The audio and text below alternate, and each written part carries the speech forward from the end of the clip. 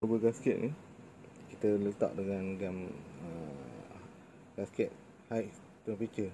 Okey. Potok ni keliling insya-Allah boleh tahan lagi. Boleh tahan untuk sementara waktu lah, untuk jangan kecam.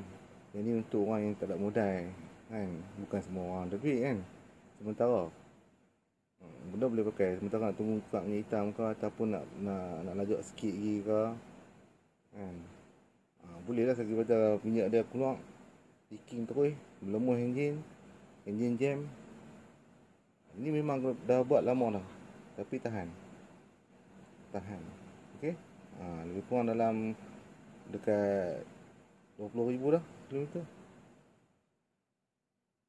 Semua malas tak nak masa nak buka. Boleh buka tapi kena ada masa, bukan senang nak buka ni, kena ambil masa. Sebab tu dia ambil upah mahal. Buka ni kalau yang pernah buat dia tahulah. Ini untuk temporary, untuk orang yang kata apa, modal putih ke apa kan. Nak buat apa ni, nak pakai sementara, boleh buat cara ni. Okey, tengok. Memang air tu berlemuh habis sebelum ni. Bila kita bubur ni, dia tahan lah. Dia tahan. Bubur silikon ni memang dia tahan.